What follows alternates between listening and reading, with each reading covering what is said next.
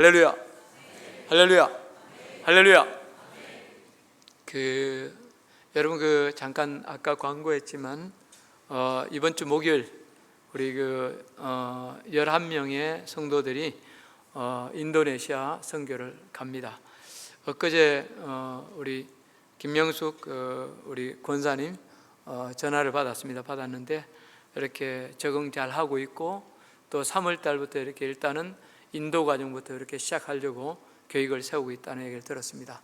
그리고 또 이번에 선교팀이 가서 탐방할 이런 예배 교회 또 이렇게 준비하고 그런 과정 바쁘게 지내고 있다는 소식을 들었습니다. 이번 선교팀이 가서 또 그곳에서 수고할 때 여러분 진짜 이슬람이 대세를 이루는 그곳에 그리스도의 복음이 전거되어지고 하나님 나라가 더 이루어질 수 있도록, 또 이를 통해서 믿지 않은 사람들이 교회에 대해 새로운 인식을 가질 수 있도록 여러분 기도해 주시기를 부탁드립니다. 요즘 신종 코로나 바이러스 폐렴으로 인해 전 세계가 비상이 걸려 있습니다. 우리 교회도 어린 자녀를 둔 부모들, 엄마들은 순모임이나 기타 모임에 가기를 꺼려하고 있습니다. 면역력이 약한 우리 아이들에게 혹시 전염병이 옮으면 안 된다고 생각하기 때문입니다. 물론 우리는 이런 때일수록 예방수칙을 잘 지키고 병에 걸릴 수 있는 요인들을 최대한 줄여나가야 합니다. 그러나 더 심각한 것은 그 질병 자체보다도 사람들의 마음을 지배하고 있는 두려움과 공포심입니다. 실제로 엊그제 신문을 보니까 여러분 캄보디아의 총리가 크루즈선이 이렇게 나왔는데 어느 나라도 이 코로나 바이러스 때문에 어느 나라도 입항을 허가하지 않았습니다. 그런데 캄보디아에서는 그래서는 안 된다고 그러면서 그들을 이렇게 받아들이는, 그때 배에서 내리는 한 분이 무릎을 꿇고 감사하는 그런 이 사진이 실린 걸 봤습니다. 우리나라의 경우 확진자가 28명입니다. 그들 중에 일부 7명은 이미 병이 나와서 퇴원하고 있습니다. 실제로 코로나 폐렴에 걸렸던 사람의 신문에 인터뷰했는데 일반 폐렴에 비해서 고통이 채 10분의 1도 되지 않더라는 것입니다. 조금만 깊이 살펴보면 사실 우리 주위에 생명을 위협하는 요인들이 어디 이 코로나뿐이겠습니까? 그 외에도 생명을 위협하며 우리의 삶을 위협하는 요소들이 우리 주위에 얼마나 많이 널려 있습니까?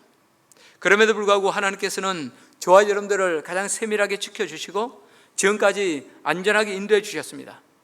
이 신실하신 하나님을 의지하여 너무 두려워하지 마시고 담대하게 주어진 길 걸어갈 수 있기를 주의 이름으로 축복합니다. 우리 같이 마태복음 7장 12절 말씀 다시 한번 읽어보겠습니다. 그러므로 무엇이든지 남에게 대접받고자 하는 대로 너희도 남을 대접하라. 이것이 율법이요 선지자니라. 무엇이든지 남에게 대접을 받고자 하는 대로 너희도 남을 대접하라. 동서양을 막론하고 성현들을 가르치면은 이와 유사한 내용들이 많이 나옵니다. 어느 날 공자의 제자인 자공이 스승에게 물었습니다. 선생님, 우리가 세상 살아가는데 가장 중요한 실천 덕목이 무엇입니까? 그때 공자가 대답했습니다. 그것은 인이니 네 자신이 원치 않은 것을 다른 사람에게도 행하지 않는 것이다. 헬라의 스토아 학파도 내가 원하지 않는 것을 다른 사람에게 행하지 말라는 이 격언을 가장 중요한 실천 덕목으로 삼았습니다. 그래서 알렉산더 세베루스라는 로마 황제는 이 검언을 왕궁벽에다가 크게 새겨놓기도 했습니다. 그러나 조금만 깊이 생각해 보면 내가 싫은 것을 다른 사람에게 하지 말라는 이 성현들의 가르침은 그렇게 특별한 것이라 할 수 없습니다. 이것은 남에게 피해를 입혀서는 안 된다는 말로 종교적인 가르침이라기보다는 평범한 생활윤리라 할 수 있습니다. 이 가르침은 건강한 생활을 위해서 누구나 지켜야 하는 보편적인 삶의 원리로 이것이 깨어지면 정상적인 사회생활이 불가능하다고 할 수 있습니다. 그러나 우리 그리스도인이 추구하는 가치는 단순히 다른 사람에게 해를 끼치지 않는 것이 아닙니다. 남에게 평생 해 한 번 끼치지 않았음에도 불구하고 있으나 마나한 인생을 살아가는 사람들 얼마나 많습니까?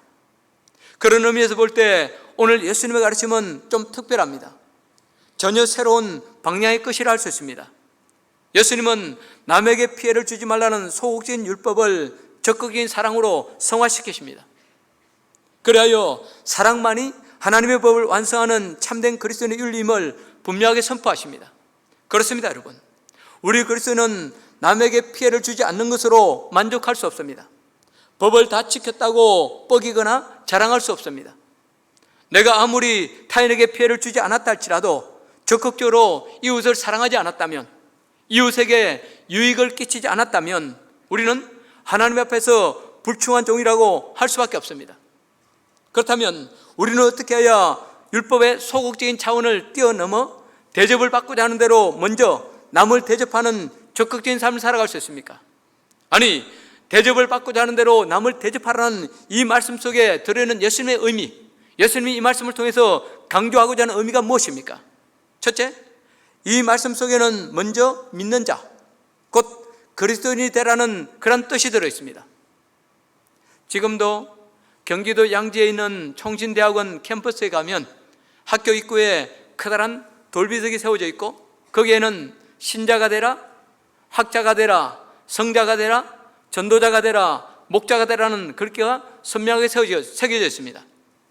학교 다닐 때는 근성으로 읽고 지나쳤지만 지금 생각하면 참 의미 깊은 교훈이 아닐 수 없습니다. 이 교훈은 신앙생활의 첫 번째 목적이 신자가 되는 데 있음을 보여줍니다. 학자가 되고 성자가 되고 전도자가 되고 좋은 목자가 되기 위해서는 무엇보다도 믿는 신자가 되는 것이 우선임을 정확하게 가르쳐주고 있습니다. 특별히 요한복음 6장에 보면 예수님께서 자기를 따르는 자들에게 좀 이상한 말씀을 하시는 내용이 나옵니다. 어느 날 사람들이 예수님께 묻습니다. 예수님, 어떻게 해야 우리가 하나님의 일을 할 수 있습니까? 우리 같으면 이 질문에 대해서 뭐라고 대답했을까요? 그래, 예배를 잘 드려야 돼. 쉬지 말고 열심히 기도해야 돼. 봉사 잘해야 돼. 맡은 사역 충실해야 돼. 기타 등등 이런 것을 이야기했을 것입니다. 그런데 예수님은 전혀 엉뚱한 대답을 그들에게 주고 계십니다. 뭐라고 하셨습니까? 요한복음 6장 29절입니다. 우리 같이 읽어보겠습니다. 예수께서 대답하여 이르시되 하나님께서 보내신 이를 믿는 것이 하나님의 일이니라 하시니. 그렇습니다. 하나님께서 보내신 자, 곧 예수 그리스도를 믿는 것이 하나님의 일이라는 것입니다. 여러분, 너무 놀랍고 뜻밖이지 않습니까? 예수님께서 이 말씀을 주신 의도는 아주 분명합니다. 우리가 하나님의 일을 하고 형제를 대접하기 위해서는 먼저 물과 성령으로 거듭나야 한다는 것입니다. 먼저 예수님을 인격적으로 만나고 하나님의 깊은 사랑을 체험해야 한다는 것입니다. 그래야 형제 자매를 제대로 사랑하고 섬길 수 있다는 것입니다. 여러분, 우리 인간은 피조물로 물을 저장하는 댐, 이 저수지와 같아서 스스로 사랑을 창조할 수 없습니다. 위로부터 내려오는 물을 충분히 공급받아야만 차고 넘쳐서 이웃에게로 흘러갈 수 있습니다. 그러나 받는 것이 없는데 주려고만 하다 보면 얼마 못 가서 고갈되고 탈진할 수밖에 없습니다. 그런데도 오늘날 많은 사람들이 스스로의 힘으로, 스스로의 의지로 이웃을 사랑할 수 있다고 그렇게 큰소리칩니다. 그러나 이것은 마치 댐의 맨 아래에 있는 수문을 열고 물을 빼내는 것 같아서 실천하려고 하면 할수록 점점 내 속이 고갈되어지고 미운 사람이 더 생겨나고 갈등과 원망이 늘어갈 수밖에 없습니다. 왜 그렇습니까? 아담의 범죄 이래로 우리 인간은 타락한 죄성의 지배를 받게 되었고 내 안에 선한 것이 없기 때문입니다. 이기적인 본성이 나를 지배하고 있어서 모두 자신의 유익을 추구하기 때문입니다. 그래도 뭔가 선한 일을 한다고 하는 그 순간에도 우리는 내 이익을 먼저 계산할 때가 얼마나 많습니까? 그러나 여러분, 예수 그리스도를 믿을 때, 아니 예수님을 내 안에 모실 때 어떤 일이 일어납니까? 성령께서 내 안에 오셔서 우리의 악한 본성을 변화시켜 사랑할 수 있는 마음을 주십니다.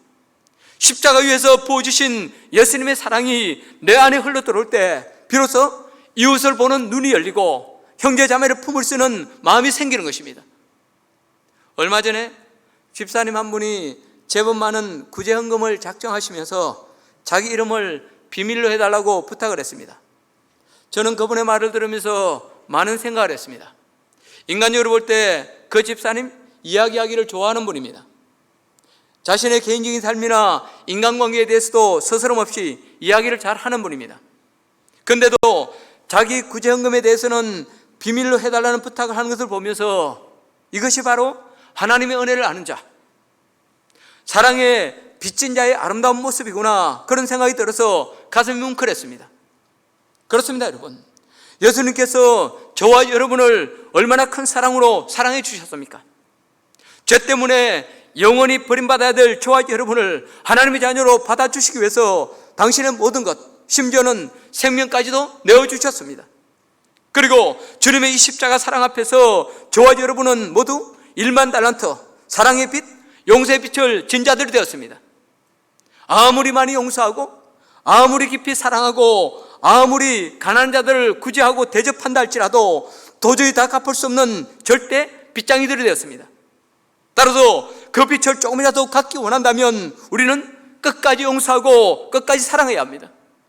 오히려 주위의 형제들을 사랑하고 섬길 수 있음이 감사의 제목이 되어야 하는 것입니다. 사랑하는 성도 여러분, 혹시 내 안에 사람에 대한 원망과 정죄의 마음이 자꾸 솟아오릅니까? 사랑하라고, 베풀라고 성령께서 자꾸 부담을 주시는데도 왠지 마음이 가지 않아 내 몸을 사리고 있습니까? 오히려 가난한 지체들이 내게 손을 내밀까봐 의도적으로 그들을 멀리하고 있지는 않습니까? 그러나 이것은 내 영혼이 병든 증거입니다. 하나님의 은혜와 사랑이 내 안에서 고갈되고 있는 사인입니다. 그럴 때 저와 여러분이 먼저 해야 할 일이 있습니다. 내 믿음의 상태를 정직하게 점검하고 하나님의 은혜로 돌아가는 것입니다. 증거되는 말씀을 경청함으로 내 영을 배부르게 하고 주님의 십자가 사랑을 깊이 묵상하는 것입니다. 그리고 바로 지금 첫사랑의 간격을 회복시켜 달라고, 우리의 마음을 새롭게 해달라고 주께 간절히 기도하는 것입니다.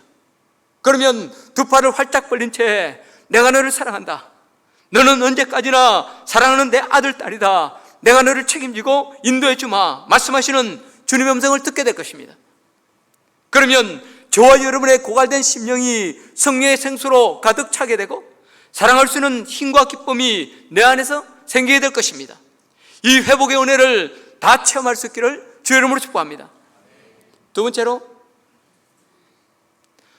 대접받고자 하는 대로 남을 먼저 대접하라는 이 말씀 속에는 다른 사람의 허물을 먼저 덮어주라는 의미가 들어있습니다.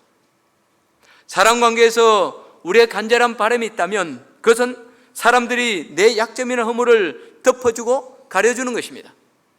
나의 약점과 허물에도 불구하고 사랑해주고 믿어주는 것입니다. 그런데 누군가가 내 허물을 들추어내어 말하고 다닌다면 기분이 어떨까요? 인간의 못된 심리 가운데 하나는 내 약점이나 허물은 덮어지기를 원하면서도 타인의 허물에 대해서는 들춰내기를 좋아한다는 것입니다. 그래도 대화를 하다 보면 나도 모르는 사이에 타인의 허물을 신나게 이야기하고 있는 자신의 모습을 발견할 때가 얼마나 많습니까? 사람은 누구나 아픈 상처와 약점이 있고 그 약점이 덮어지기를 원합니다. 그렇다면 우리도 상대방을 좀 덮어줄 수 있지 않습니까? 아니, 당연히 덮어줘야 되는 것 아닙니까? 사실 우리가 말로 상대방에게 상처를 주는 데는 그렇게 많은 과장이나 거짓말이 필요 없습니다. 있는 그대로만 얘기해도 치명타를 가할 수 있습니다. 가령 예를 들어 공부를 못해서 기가 죽고 있는 사람은 공부 이야기만 나와도 위축이 되고 그 때문에 상처 입을 수 있습니다. 키 작은 사람은 키 이야기만 나와도 예민해지고 그 때문에 상처를 받습니다. 이뿐만이 아닙니다. 돈이나 자녀나 학벌 등 무심코 내뱉은 우리의 자랑 한마디가 상대방의 가슴에 지울 수 없는 빗으로 꽂을 때가 있습니다. 아무리 잘나고 완벽해도 한꺼풀만 벗기고 들어가 보면 누구에게나 뚫린 구멍이 있고 상처난 자국이 있습니다. 그래도 옛 속담에 다 나은 상처도 계속 긁으면 피가 난다는 그런 말 있지 않습니까? 여러분 기억하십시오. 잊고 싶은 과거의 상처나 수치거리를 덜추어내어 괴롭히는 것은 참으로 잔인한 짓이요 하나님의 심판을 부르는 죄라 할 수 있습니다. 그 사람이 잊고 싶은 과거라면 덮어주고 생각나지 않도록 도와줘야 합니다. 희망과 용기를 가지고 새 출발할 수 있도록 부축해 주어야 합니다. 이것이 우리 그리스도인의 마땅한 자세입니다. 전략 삼국지에 나오는 내용입니다. 한 나라의 왕이 신하들을 위하여 주연을 크게 베풀었습니다. 그 잔치 자리에는 왕이 특별히 총애하는 기생이 있었고 그녀는 왕의 옆에서 시중을 들고 있었습니다. 밤이 깊어가고 잔치의 영이 한창 무르익어가고 있는데 갑자기 세찬 바람이 불어와서 연회장의 불이 다 꺼져버렸습니다. 그 순간 누군가가 왕의 애첩의 손을 덥석 잡았습니다. 아마 술기운에 그렇겠죠. 그러자 그녀는 자기 손을 잡은 그 사람의 모자를 재빨리 낚아챈 후 다급하게 소리쳤습니다. 왕이시여, 지금 내 손목을 잡은 자가 있습니다. 내가 그 자의 모자를 빼앗았으니 빨리 불을 켜주세요. 근데 이 말을 들은 왕이 갑자기 불을 켜지 말라고 했습니다. 그리고 신하들에게 이런 명령을 내렸습니다. 여봐라, 이처럼 즐거운 잔치자리에 모자를 쓰고 있는 것이 부자연스러우니 다 벗어서 한 곳에 모으도록 하리라. 그 후에 불이 켜지고 아무 일 없었다는 듯이 잔치는 계속되었습니다. 그런데 이 일이 있고 나서 얼마 지나지 않아 다른 나라와의 전쟁이 벌어졌습니다. 전세가 불리해져서 왕은 수많은 적군에게 포위되고 말았습니다. 살아날 가망이 전혀 없었습니다. 그때였습니다. 갑자기 저쪽에서 말을 탄 장수 하나가 칼을 휘두르며 포위망을 뚫고 들어와 왕을 재빨리 자기 말에 태웠습니다.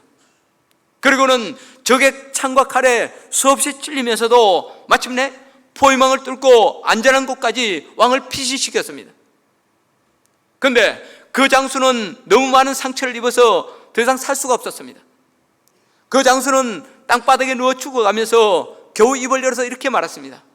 왕이시여, 제가 누군지 아시겠습니까? 씨는 왕께서 주연을 베푸시던 밤 왕의 애첩의 손을 잡았던 자입니다. 그 밤 왕의 애첩이 제 모자를 낚아챈 후 소리 질렀을 때 난 이제 죽었구나 생각했습니다. 그런데 왕께서 자비를 베풀어 저의 허물을 덮어주셨습니다. 그때 저는 폐하를 위해 내 목숨을 바치겠다고 결심했습니다. 오늘 그 소원을 이룰 수 있어 참 기쁩니다. 그리고는 미소를 머금은 채 숨을 거두었습니다. 그렇습니다, 여러분. 여기서 우리는 인간관계의 소박한 진실을 발견하게 됩니다. 내가 누군가의 허물을 덮고 용서해주면 그보다 훨씬 더 큰 은혜와 보답을 잊게 된다는 것입니다. 특별히 주 안에서 상대방의 허물을 가려주면 하나님께서 친히 내 허물을 덮어주시고 더 큰 은총으로 갚아주신다는 것입니다. 저는 하나님의 이 덮어주시는 은총을 생각할 때마다 너무 감사하고 황송해서 가슴이 뭉클합니다. 과거를 돌아보면 사실 저와 여러분들에게 부끄러운 일들이 얼마나 많습니까? 남들에게 내놓는 것은 고사하고 나 자신에게조차도 창피해서 얼굴 들 수 없는 일들이 얼마나 많이 쌓여 있습니까? 그리고 하나님께 예배하는 이 순간에도 나의 제약되고 연약한 모습 때문에 얼마나 마음이 답답하고 절망스럽습니까? 그러나 그 많은 허물에도 불구하고 하나님께서는 다 덮어주시고 용서해 주셨습니다. 나는 나를 용서하지 못할지라도 하나님께서는 아들 예수님의 십자가 피로 이미 씻어주시고 하나님의 기억 전념으로 아예 던져주셨습니다. 그러면서 저와 여러분을 향해서 이렇게 말씀해 오십니다. 내가 너를 용서한다. 모든 것 다 용서한다.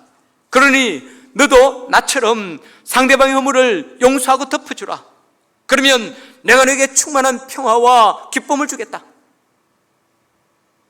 그래도 여러분, 하나님의 이 놀라운 사랑을 뼛속 깊이 체험한 사도 요한이 요한일서 4장 7절 8절 10절 11절 12절에서 뭐라고 고백했습니까? 좀 길지만 이 말씀의 뜻을 생각하며 우리 같이 한번 읽어보겠습니다. 사랑하는 자들아, 우리가 서로 사랑하자. 사랑은 하나님께 속한 것이니 사랑하는 자마다 하나님으로부터 나서 하나님을 알고 사랑하지 아니하는 자는 하나님을 알지 못하나니 이는 하나님은 사랑이심이라.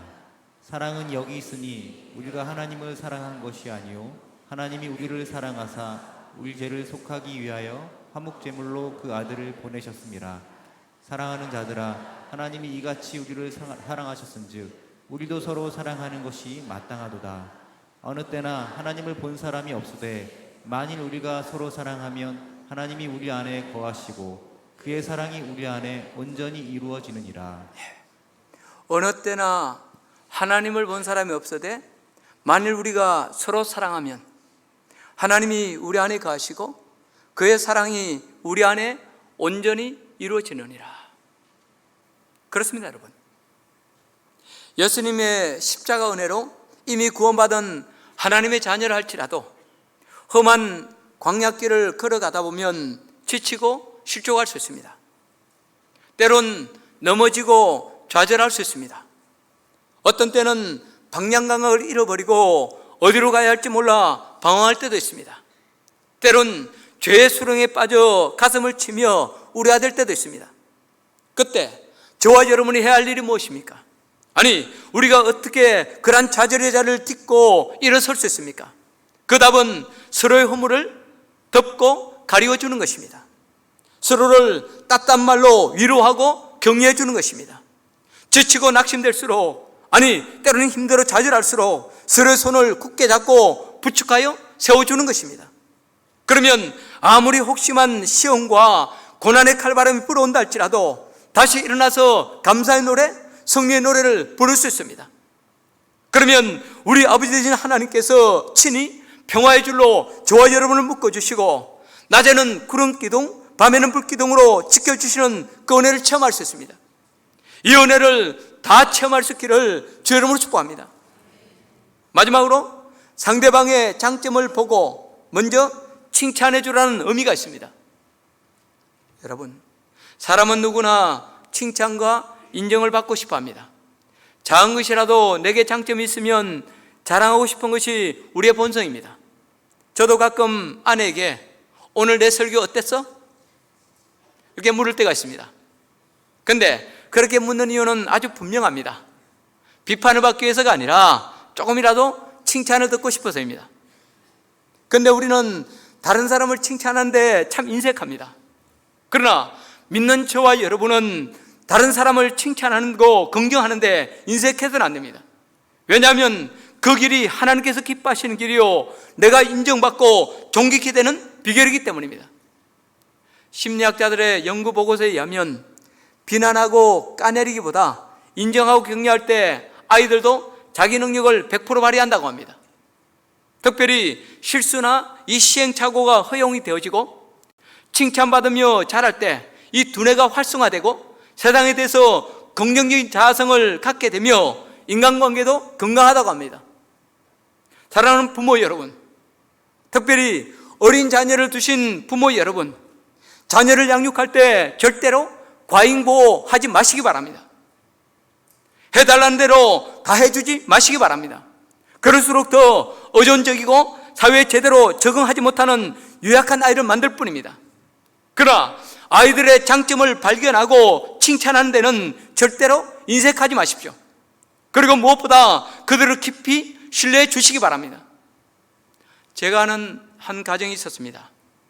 어머니 아버지는 모두 좋은 대학을 나온 엘리트로 무엇 하나 부러울 것이 없었습니다.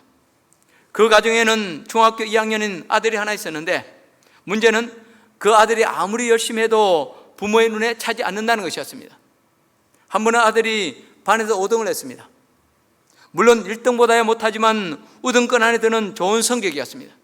그런데 그 부모는 아니 이것도 성적이라고 받아온 거냐? 하며 다짜고짜로 꾸짖었습니다. 아들은 너무 섭섭해서 자기 방에 들어가서 한참을 울었습니다. 다음에는 분발해서 3등을 했습니다. 이만하면 칭찬받겠지 생각하고 자랑스럽게 성적표를 내밀었습니다. 그런데 부모님은 야 이놈아, 하려면 1등을 해야지 3등이 뭐냐 하면서 시큰둥하게 외면해버렸습니다. 아들은 그 말에 큰 상처를 받았습니다. 그런데 다음 시험에서 마침내 1등을 했습니다. 얼마나 좋았겠습니까? 이제야말로 칭찬받을 수 있는 절호의 기회라고 생각하고 집에 오자마자 어머니 아버지 나 1등 먹었어요 소리쳤습니다. 그랬더니 아버지가 말했습니다. 야 너만 1등 했냐? 옆집에 누구는 여러 번 1등을 하고 누구는 전교 1등까지 했는데 겨우 한 번 1등한 것 가지고 웬 호들갑이냐? 이 말을 들은 아들은 그만 큰 충격을 받고 말았습니다. 그래, 나는 아무리 해도 안 돼. 나는 부모님 마음에 절대로 들 수 없는 열등아야. 그런 생각을 하게 됐습니다. 지금까지 교회를 그렇게 잘 다녔는데 부모님이 다니는 교회 같이 다니기 싫다며 빠지기 시작했습니다. 학교에서도 공부를 포기한 채 소위 불량 학생들과 어울리기 시작했습니다. 나중에는 본드를 흡입하고 패싸움을 하다가 정학을 당했습니다. 그리고 결국은 그 학교에 적응하지 못하고 온 가족이 전학 가고 말았습니다. 여러분, 누가 이 아이를 이렇게 만들었습니까? 만족할 줄 모르는 부모의 욕심이 자녀를 멍들게 만들었습니다. 얼마나 안타까운 일입니까? 물론 우리는 자녀들이 잘못할 때 단호하게 꾸짖어 그들의 삶을 바로잡을 수 있어야 합니다. 그러나 그들이 지치고 힘들어할 때는 그들의 입장이 되어서 공감해주고 칭찬과 격려를 아끼지 않아야 합니다. 그래야 심한 정체성의 위기를 겪는 우리 자녀들이 그 위기를 극복하고 바른 길, 승리의 세계를 찾아갈 수 있습니다. 전의 말씀을 준비하면서 특별히 성적 일변도로 나가는 오늘날의 교육 현실을 개탄하지 않을 수 없었습니다.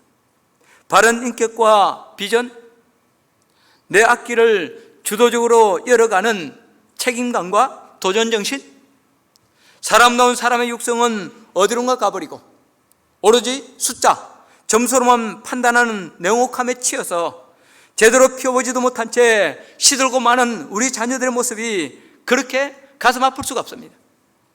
사랑하는 성도 여러분, 지금 여러분들이 걸어온 길을 한번 돌아보십시오. 여러분의 인생을 이나마 아름답게 하고 성공케 한 것이 무엇이었습니까? 학교 성적이었습니까? 아니면 건강한 인간관계였습니까? 학교 다닐 때 모범생이라는 그 딱지였습니까? 아니면 내 인생에 대한 진지한 책임감과 도전정신, 바른 자세였습니까? 당연히 후자 아닙니까? 그런데 왜 나도 하지 못했던 그 짐들을 자녀들에게 짐지우고 강요함으로 그들을 좌절케 하고 돌이킬 수 없는 탈선의 길로 내모십니까? 제자반 때 늘 간증하지만 저는 저 자신의 과거를 돌아볼 때마다 하나님께 깊이 감사하는 것이 하나 있습니다. 그것은 청소년 시절에 공부하려는 제 시도가 계속 좌절된 것입니다. 그 좌절의 과정을 겪으면서 그 좌절의 과정 때문에 내가 원하는 학업은 성취하지 못했지만 더 소중한 인생을 배우게 되었습니다. 거듭되는 좌절을 통해서 저 자신의 모습을 보고 겸손해졌습니다. 세상의 다양성을 보는 안목을 가지게 되었고 다른 사람을 품고 소통하는 법을 배우게 되었습니다. 저는 지금도 가끔 저 자신에게 이런 질문을 던져봅니다. 그때 내가 공부할 여건이 되었더라면, 그래서 원하는 성적이 나왔더라면 과연 지금처럼 감사하며 살아갈 수 있을까? 그때 성적이 잘 나와서 내가 원하는 대학 갔더라면 지금처럼 사람들과 좋은 관계를 맺고 선한 영향력을 끼칠 수 있었을까? 제 성격이나 기질로 볼 때 100% 불가능했을 것입니다. 내 잘난 맛에 교만하다가 스스로를 실패의 늪으로 몰아넣고 말았을 것입니다. 그때는 내 뜻대로 안 돼서 참 많이 괴로웠지만 지금 와서 보니까 그 실패와 좌절을 통해 하나님께서는 나에게 오히려 더 위대한 멋진 일을 이루어 주셨습니다. 그야말로 모든 것을 합력하여 선을 이루어 주셨습니다. 얼마나 멋지신 우리 하늘 아버지십니까? 여러분, 이 시간 우리 자녀들을 한번 생각해 보십시오. 또 이 자리에 앉아서 같이 예배드리고 있는 우리 젊은이들을 보십시오. 우리 눈에는 별로 희망이 없어 보이고 농땡이처럼 건들거리죠.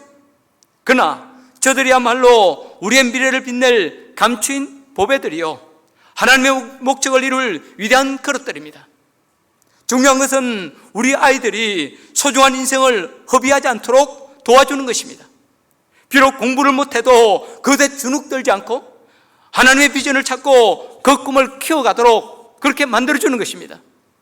그러면 그들은 반드시 성공하고 하나님 나라의 신실한 일꾼들이 될 수 있습니다. 학교 생활에 적응을 좀 못해도, 때로는 좀 농땡이처럼 보여도 자기 인생에 대한 책임감과 강한 생존 본능, 도전 정신을 가지고 성실하게 내일을 준비할 수 있도록 해주시기 바랍니다. 그러면 얼마든지 귀하게 쓰임받는 위대한 그릇들 될 수 있습니다. 여러분, 거듭 당부드립니다. 이제부터라도 자녀나 이웃을 대할 때 먼저 그들의 장점을 찾고 그 장점을 적극적으로 세워주시기 바랍니다. 안 되는 성적, 안 되는 점수, 노래 부르지 마시고 하나님이 주신 달란트를 찾고 그 일을 통해 가치 있는 삶을 살아가도록 기도하고 격려해 주시기 바랍니다. 그러면 박사가 아닐지라도, 정치가가 아닐지라도, 유명한 사람은 아닐지라도, 큰 부자는 아닐지라도 주어진 길을 보람되고 행복하게 걸어갈 것입니다. 그리고 하나님의 목적을 이루는 멋진 인생으로 귀하게 쓰임받게 될 것입니다. 이제 결론을 맺고 싶습니다. 그러므로 무엇이든지 남에게 대접을 받고자 하는 대로 너희도 남을 대접하라. 이것이 율법이요 선지 아니라. 저는 엊그제 이 말씀을 묵상하는 가운데 갑자기 우리를 향한 하나님의 깊은 사랑이 강한 전류가 되어서 제 가슴을 쳤습니다. 여러분, 예수님이 왜 그토록 우리를 사랑하십니까? 존경받고 추앙받는 길을 왜 굳이 마다하시고 죄인들의 친구가 되어서 우리의 고통을 짊어지셨습니까? 십자가 위에서 처참하게 매달리신 채 내가 목마르다고 그렇게 외치신 이유가 무엇입니까?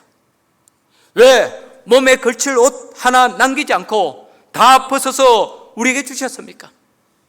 왜 당신의 목숨까지도 통째로 우리에게 내주셨습니까? 그 답은 바로 사랑입니다. 저와 여러분을 너무 깊이 사랑하시기 때문입니다. 아니, 거꾸로 저와 여러분의 사랑을 너무너무 받으시고 싶어지기 때문입니다. 그래서 그토록 우리를 사랑하신 것입니다. 본문의 말씀처럼 대접을 받고자 하는 대로 먼저 우리를 대접하신 것입니다. 아니, 사랑을 받고 싶으신 대로 먼저 우리를 사랑하신 것입니다. 그렇습니다, 여러분. 예수님은 우리를 너무도 사랑하시기 때문에 저와 여러분의 사랑을 가장 받고 싶어 하십니다. 우리의 사랑을 가슴 사무치도록 그리워하십니다. 그래도 갈릴리 바닷가에서 베드로를 만났을 때 예수님 뭐라고 하셨습니까? 요한의 아들 시몬아, 네가 나를 사랑하느냐? 요한의 아들 시몬아, 네가 나를 사랑하느냐? 요한의 아들 시몬아, 네가 이 사람들보다 나를 사랑하느냐? 여러분, 오늘도 예수님은 우리를 찾아오십니다. 특별히 실패한 자, 소외된 자, 가난한 자의 모습으로 저와 여러분을 찾아오십니다. 이 가난한 주님의 호소에 귀를 기울이고 사랑으로 그 손을 마주 잡을 때 그들의 아픔을 내 아픔으로 받아들이고 기꺼이 그 짐을 나누어질 때 우리는 진정 주님을 사랑하는 자, 대접을 받고자 하는 대로 남을 대접하는 자로 우뚝 설 수 있습니다. 미국의 하버드 대학의 교수를 지낸 헨리 나우엔이라는 분이 있습니다. 이미 돌아가셨지만 그는 장래와 명성이 보장된 교수직을 내려놓고 지체장애인들의 공동체에 들어가 그들의 손과 발이 되는 삶을 살았습니다. 어느 날 한 기자가 그를 찾아가서 이유를 물었습니다. 그때 헨리 나우엔이 이렇게 대답했습니다.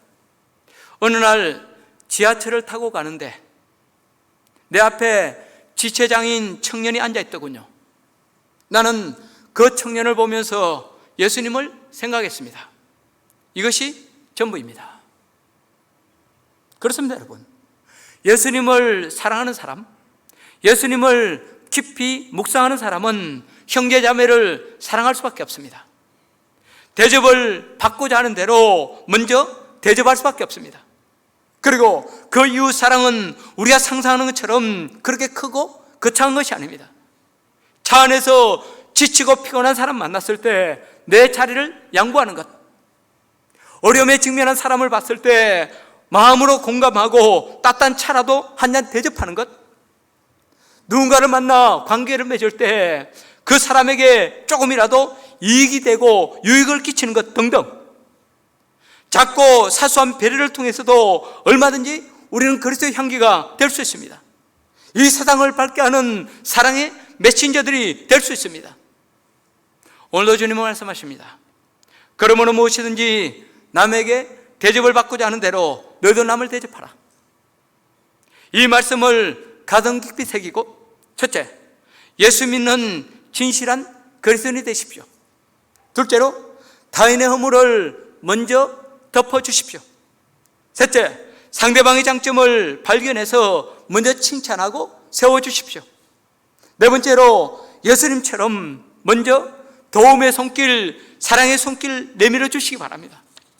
그리하여 오늘도 나와 함께 하시는, 아니 나에게 사랑을 고백해 오시는 그 주님의 놀라운 은혜를 마음껏 누리며 그 은혜로 말미암아 이 세상을 밝게 변화시키는 사랑의 사람들로 다 우뚝 설 수 있기를 주의 이름으로 축복합니다. 찬양하고 기도하겠습니다.